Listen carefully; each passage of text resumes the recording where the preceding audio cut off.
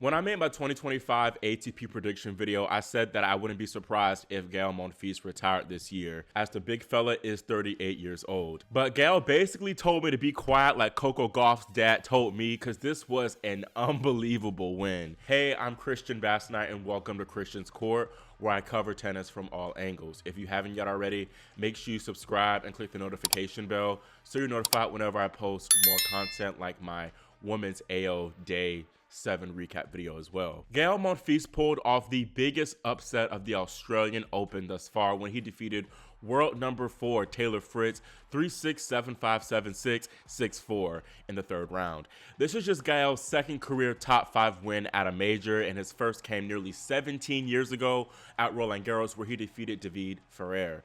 This is a huge surprise to me because Monfils, although he came into this match on a 7-match win streak as he won the Auckland title, Fritz was in fearless form coming into this one, as in his opening 2 rounds, he only dropped 8 games total. Monfils explained his winning strategy best in his post-match press conference when he said the game plan was to hold the baseline and change the tempo, hit some big shots down the line, and also use some shape. I did the job, and he definitely did the job well. Monfils employed a perfect blend of his main strengths. He used his trademark athleticism to extend the rallies and really run down a lot of balls and grind, make it a little bit more of a grind out there for Taylor. And then he also did well to change the pace of his shots a lot and really slowed it down when he wanted to, and I think that messed up Fritz's rhythm a lot.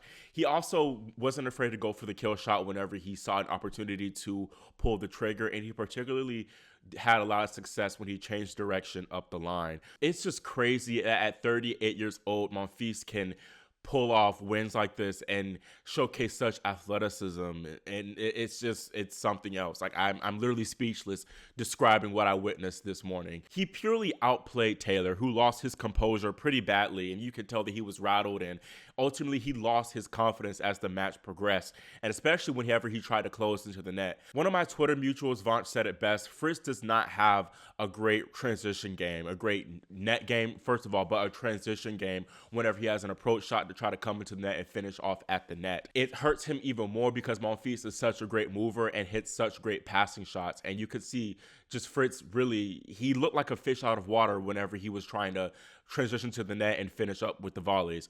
Monfils had a great time out there meanwhile. He was truly enjoying it. He was laughing at one point in the fourth set, and I think that's why he played such great tennis. He played really out of his mind, finishing with 58 winners to 34 unforced errors. And it's not like Taylor played poorly. The American had 44 winners to 36 unforced errors, so he played a solid match too. Gael was simply better. Monfils was also dominant on serve, getting broken just one time this entire match, and he also won 82% of his first serve points and 68% of second serve points, and he hit 24 aces to just 4 double faults. Now, I got to be transparent, and I tweeted this during the match. I was feeling a little bit frustrated watching Monfils because obviously I'm a fan of his. I love to see him play like this, and it was awe-inspiring to watch his performance. But also, it was like, dang, if you can play like this at 38 years old at such a high level, why haven't you accomplished more? Mind you, Gael has accomplished a lot throughout his career. He's won 13 titles, made 2 slam semifinals, also was ranked as high as number 6 in the world. But you can't deny, with all that talent and athleticism, I feel like he easily could have won a 1,000 title, won a slam, or even at the bare minimum make a slam final. But then when I listened back to Monfils' post-match press conference, it really gave me more closure and told me pretty much everything I needed to know. He was asked about whether he felt that he could win this title and win the tournament, and he said that it's not a dream for him to win a slam. Rather, his dream is just to be happy and healthy with a big family. To be honest with you, it's not even a dream to win the tournament. My dream, is to be old and with a lot of kids and healthy. Tennis. Yeah, but that's your dream, I guess, to win slam. I tell you, my dream is to have an unbelievable family. Tennis is cool. Of course, you want to have gold, dream, whatever. But that's my dream is out there. I think that quote right there explains a lot. Of course, Monfils probably had aspirations to win a slam throughout his career, but I don't think he really lost sleep over trying to do it or trying to, win a big title like a 1,000 title. He simply plays the sport out of love for the game, and that's fine. Not everything is about accomplishments and stuff. Sometimes it's just about playing the sport that you love so much. And clearly Monfils has a lot of passion out there, a lot of joy for the game, and it was beautiful to see him like that when he was playing Fritz. Again, it was just hard for me as a fan of his at first to witness him play like how I know he can play and knowing what could have been, but then I don't think he would have enjoyed playing tennis, or I don't think he would have played this long in the sport if he had quote unquote locked in just a little bit more throughout his career. He probably would have felt a little bit out of love with it, to be honest. And that makes perfect sense to me. I'm just going to look at this from a glass half full perspective and appreciate him still being out here and producing such incredible tennis and just give him admiration for incredible results like this. Fritz is the top ranked American man, so obviously his loss puts a bit of a damper on the prospects of an American man winning this slam. But the Young Guns are still holding it down very well for the Stars and Stripes. Monfils' next opponent is Ben Shelton, who got a very good 4-set win over Lorenzo Musetti. Musetti had beaten Shelton in their 2 previous meetings, and Ben said after the match that on tour, if you lose to someone 3 times in a row, that player is your daddy, and he was happy to avoid that daddy branding. That's a very interesting way to describe it. It's normally been described to me as like pigeoning, but you know, I kind of like that. I don't mind that. Monfils Shelton, I think, would be a very interesting match, popcorn match for sure. This will be their first meeting playing each other too, so I'm intrigued to see how stylistically the matchup will go. Obviously, they kind of have similar game styles in the regard of where both can be super aggressive, both big serves, but Shelton's going to be the one kind of forcing the issue a little bit more. He's not the type of guy to hang in the long rallies with Gael, so that can both hurt Shelton and maybe aid him and hurt Gael, so you just don't know what will happen. I think Ben's leftiness and overall his youth will be the X factors to him getting through to his second Australian Open quarterfinal, so I'll have Shelton winning this one in 5 sets. The winner of Shelton Monfils could face the youngest man remaining in the draw, and that is 19-year-old American Learner Tien, who backed up his huge win over Daniil Medvedev with a 7-6, 6-3, 6-3 win over fellow lefty Corentin Moutet.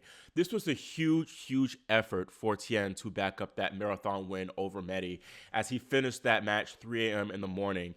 And obviously it was a long match, 4+ hour match. So that just shows too that he has such incredible endurance, and to be coming back and win your match in straight sets after such a long match, and him being 19 years old, it really shows that he's here to stay for real. Not to mention, he came through qualifying to make this stage. A lot of people forget that. And also, he battled through his opening round match in 5 sets too. So again, I'm just dumbfounded by how he's been able to go through this tournament and not face a physical wall yet. Again, like I said in one of my previous videos, Lerner is not getting enough attention, in my opinion, for this run. He's just not. And you could say it's because of his game style or whatever else, but still, to be doing what he is doing is like he deserves a lot more hype. That's all I'm going to say for that. I explained a little bit more in one of my previous videos. Go and watch that if you want to hear more. Lerner is also the youngest player to reach the Australian Open 4th round in literally 20 years, since the greatest lefty of all time did it, Rafael Nadal, in 2005. Tien didn't win a slam main draw match before this tournament, but now he sits at 80th in the rankings and is the youngest player inside the top 80. He's going to be now. So, and not to mention, he just turned 19 last month. I think Lerner has a solid opportunity to go even further too and make the quarterfinals, as he next faces Italian Lorenzo Sonego, who took down Fabian Marjan in 4 sets. Sonego, of course, beat the Brazilian sensation Joao Fonseca in the second round, so let's see if Tien can get the job done and avenge the next-gen champion. Tien's friend and sparring partner Alex Michelsen joined him in making his first slam second week with a 6-3, 7-6, 6-2 win over world number 19 Karen Khachanov. The 20-year-old Michelsen upset world number 12 Stefano Tsitsipas in the first round, so Alex is now the youngest American man to claim multiple top 20 wins in a slam in 35 years. Pete Sampras and Andre Agassi accomplished this feat at the 1990 US Open. Stuff like this makes me wonder if Alex has the potential and has what it takes to win a slam throughout his career, like of course Pete and Andre did. He's impressed me a lot over these past couple of years, and he has improved key aspects of his game like his serve and his movement. And he also has great hands at the net too. He also had a tendency to choke big matches, but I think getting that Tsitsipas win and him making his first slam 4th round will be huge in helping him get over that mental hump or potential mental block. I think Michelsen, like Tien, has a great opportunity to make the Elite 8, as he now faces Another Alex and Alex de Minaur, the 8 seed, who will be the huge crowd favorite, being the top-ranked Aussie man. But Alex D did look shaky in his 4-set win over Francisco Cerundolo, and I do not think he plays his best tennis at home. Perhaps the pressure's on him like it was for Sam Stosur, who also historically never performed that great in her home slam. I think Alex D also has the pressure of being the overwhelming favorite to make his first quarterfinal here in Melbourne, as he is the higher ranked of the two. Michelsen is 42nd in the world. So don't be surprised if Alex M does pull off the upset here. Now, while we've witnessed a whole bunch of carnage in the top half of the men's draw, the seeds did hold all the way at the top, as we're going to be treated to a battle of the young superstars in Jannik Sinner and Holger Rune. Jannik had a pretty easy time of it out there, dusting the American Marcos Giron 3-4 and 2. Rune, meanwhile, was made to work, recovering from 2-1 down to overcome Miramir Kecmanovic of Serbia 6-7, 6-3, 4-6, 6-4, 6-4. This was an incredible win from Rune, especially considering how he trailed the Serbian 2-4 love 30 in the 4th set. The head-to-head between Holger and Jannik is tied at 2 apiece, and all of their meetings have gone the distance. This is going to be their first meeting at a Slam 2. I think this should be an interesting one, and I'm very excited to see how this one unfolds. Sinner, of course, will be the huge, overwhelming favorite to take this one, as he's the defending champion and playing the best tennis out of everyone in the past year, for real. I feel like he'll also be more fresh than Rune, who had to grind just to get to the stage. He came through a tough 5-setter against Zhang Zhizhen in the opening round, and then in the second round he got through in 4 tight sets against Matteo Berrettini, a great win. And then of course this third round match he beat Kecmanovic in 5 sets. There definitely could be a fatigue factor at play with Holger, but you also could say that Rune will be more battle tested and more prepared for this tough match. I don't think we should write him off, to be honest. I think he might have a legitimate shot at getting the win. You just have to wait and see. I don't know, but still, it is just going to be hard for me to bet against Sinner, so I do have him winning this one in 4 tight sets. But do not be shocked again if Rune does his big one and takes this win. Tomorrow, day 8 brings another big battle between 2 top young stars and Carlos Alcaraz and Jack Draper. Before that, it's going to be Novak Djokovic, who takes on his second consecutive Czech opponent in Yuri Lehechka. Then on Marco Court Arena, it's Tommy Paul, who faces Alejandro Davidovich Fokina.